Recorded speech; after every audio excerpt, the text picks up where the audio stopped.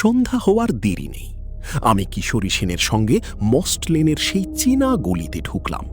বাতাসে একটা হালকা ভিজা মাটির গন্ধ। বাড়িটা যেমন ছিল তেমনই, একতলা, পুরনো, দেওয়ালে চুনের পলেস্তারা খসে পড়েছে। সামনে টিনের সাইনবোর্ডে লেখা তারানাথ চক্রবর্তী, তান্ত্রিক সাধনা ও জ্যোতির্বিদ্যা। কড়া নাড়তেই ছোট ছেলেটা দরজা খুলে উঁকি মারল। আমাদের দেখে চিনতে পেরে ভেতরে গিয়ে খবর দিল। কিছুক্ষণ পর তারানাথ বেরিয়ে এলেন। ষাটোর্ধ্ব বয়স, গায়ের রং তামাটে, চোখ দুটো তীক্ষ্ণ আর সতর্ক। মাথার চুল প্রায় সব পেকে গেছে, কিন্তু শরীরে এখনো সেই অদ্ভুত শক্তি যেন লুকিয়ে আছে। হেসে বললেন, এসো হে লেখক, এসো কিশোরী, বসো। আজ চাটা একটু জোরে চড়াই, সিগারেটও আছে। আজকের গল্পটা একটু লম্বা হবে, তাই সময় নিয়ে শোনো। আমরা তক্তাপোষের উপর বসলাম। ঘরের ভেতরটা সব সময়ের মতোই অন্ধকার আর ঠান্ডা। চায়ের কাপ হাতে নিয়ে তারানাথ একটা সিগারেট ধরালেন। ধোঁয়া ছাড়তে ছাড়তে কিছুক্ষণ চুপ করে রইলেন। তারপর হঠাৎ বললেন, শোনো, আজ তোমাদের একটা গল্প বলি যেটা কেউ জানে না। আমি নিজে যা দেখেছি তাই, কোনো বইয়ে লেখা নেই, কোনো শিষ্যকেও বলিনি। কিশোরী উৎসুক হয়ে জিজ্ঞেস করল, কি গল্প তান্ত্রিক মশাই? কোনো নতুন তন্ত্রের কথা?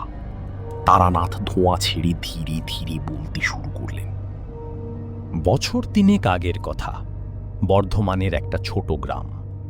নামটা ইচ্ছে করে বলবো না, বললে গ্রামবাসীরা আজও বিপদে পড়বে। সেখানকার জমিদার বাবু, নাম রতনলাল রায়, আমাকে একটা লম্বা চিঠি লিখে ডেকেছিলেন।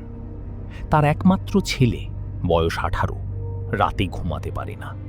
প্রতি অমাবস্যায় ঘরের ভেতর থেকে একটা অদ্ভুত শব্দ আসে, যেন কেউ লতা পাতা ছিঁড়ছে, আর সেই সঙ্গে তাজা রক্তের গন্ধ ভেসে আসে। ছেলেটা চেঁচিয়ে চেঁচিয়ে বলে, বাবা, লতাটা আমার গলা জড়িয়ে ধরছে, ওটা আমার রক্ত খাচ্ছে। ডাক্তার ডেকে এনেছিলেন, নানান পরীক্ষা করিয়েছিলেন, কিন্তু কিছুই পাননি। শেষে গ্রামের পুরুত ঠাকুর হাল ছেড়ে দিয়ে বললেন, এ সাধারণ অসুখ নয়, তান্ত্রিক ডাকুন, তারানাথ চক্রবর্তীকে খুঁজে বের করুন।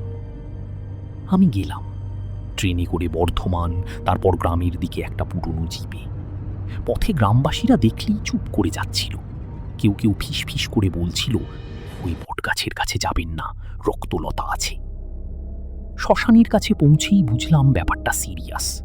গ্রামের শেষ প্রান্তে একটা বিশাল বটগাছ, ডালপালা এত ঘন যে দিনের বেলাতেও নিচে অন্ধকার। গাছের গুঁড়িটা এত মোটা যে 10 জন মানুষ হাত ধরে ঘিরতে পারবে না। গ্রামের লোকে বলে, ওই গাছের তলায় একটা রক্তলতা আছে। কেউ দেখেনি, কিন্তু রাতে গাছ থেকে রস ঝরে, আর সেই রস রক্তের মতো লাল আর আঠালো। যে রাতে অমাবস্যা, সেই রাতে লতাটা নাকি জ্যান্ত হয়ে ওঠে। জমিদার বাবু আমাকে শ্মশানের পাশে একটা ছোট ঘরে থাকতে দিলেন। ঘরটা পুরনো, জানালা দিয়ে ঠিক বটগাছটা দেখা যায়। আমি সন্ধ্যার পরই প্রস্তুত হলাম। পঞ্চমুণ্ডির আসন পাতলাম না, কারণ এটা সাধারণ ভূত নয়। একটা কালো কাপড়ের উপর 9টা কবচ সাজিয়ে মাঝখানে একটা লোহার খড়গ রাখলাম। তারপর ধূপ জ্বালিয়ে মন্ত্র পড়তে শুরু করলাম। রাত বাড়তে লাগলো। বাইরে শিয়াল ডাকছি, কিন্তু ক্রমে সব চুপ হয়ে গেল। ঠিক মাঝরাত, চারদিক নিস্তব্ধ। হঠাৎ শুনলাম শোষ শোষ শোষ শোষ শোষ শোষ, যেন শুকনো পাতা নয়, কেউ লতা টেনে তুলছে। উঠে জানালা দিয়ে দেখলাম বটগাছের একটা মোটা ডাল থেকে একটা লতা নেমে আসছে। লতাটা কালো চকচকে, কিন্তু যেখানে মাটি ছুঁয়েছি সেখানে রক্তের ফোঁটা পড়ছে। ফোঁটা ফোঁটা করে মাটিতে মিশে যাচ্ছে, আর সেই জায়গা থেকে ধোঁয়া উঠছে। আমি বাইরে বেরিয়ে গেলাম। লতাটা আমার দিকে আসছে ধীরে ধীরে, যেন জ্যান্ত সাপ। আমি খড়গ তুলে প্রথম মন্ত্রটা পড়লাম, ক্রিং ক্রিং কালিকে। লতাটা থমকে গেল। তারপর হঠাৎ একটা শব্দ হলো, যেন কোনো মেয়ে হাসছে, কিন্তু সেই হাসিতে কোনো আনন্দ নেই, শুধু অসীম ক্ষুধা আর রাগ।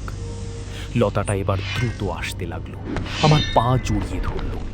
ঠান্ডা, চটচটে, গায়ে যেন তাজা রক্তের গন্ধ। আমার শরীর কেঁপে উঠল। আমি চোখ বুজে আর একটা মন্ত্র বললাম, যেটা আমার গুরু শিখিয়েছিলেন, কোনোদিন কাউকে বলিনি। সেই মন্ত্রটা বলার সঙ্গে সঙ্গে লতাটা হঠাৎ কেঁপে উঠল, যেন ব্যথা পেয়েছে। তারপর ধীরে ধীরে গাছের দিকে ফিরে গেল। কিন্তু যাওয়ার আগে আমার কানের কাছে একটা ফিসফিসানি শুনলাম, মিহি গলায়, ঠান্ডা, ভয়ঙ্কর। তুমি যে আমার রক্ত খেয়েছ তান্ত্রিক, এবার তোমার রক্ত আমি খাবো, তোমার সব রক্ত। পরদিন সকালে দেখলাম গাছের তলায় একটা মানুষের কঙ্কাল পড়ে আছে, পুরনো, অনেক বছরের, কিন্তু তার গলায় একটা তাজা লতা জড়ানো। লতাটা এখন শুকিয়ে গেছে, কিন্তু রং এখনো লাল। জমিদার বাবুর ছেলের অসুখ সেরে গেল, ছেলেটা আবার হাসি খুশি হয়ে উঠল। কিন্তু আমি জানি ওই লতা এখনো আছে, শুধু অপেক্ষা করছে কোনো এক অমাবস্যায় যদি কেউ আবার ওই গাছের তলায় যায়। তারানাথ থামলেন, সিগারেটের শেষটুকু ছাইদানিতে ফেলে দিলেন, কিন্তু তার আঙুল কেঁপে উঠল। বাইরে রাস্তায় একটা কুকুর ডেকে উঠেছিল, কিন্তু হঠাৎ সেই ডাক থেমে গেল। সম্পূর্ণ নিস্তব্ধতা, যেন পুরো পাড়াটাই শুনছে। আর যদি কখনো তোমার ঘরের দেওয়ালে একটা সরু কালো লতা দেখো, তাহলে যেন সে তোমাকে চিনে গেছে।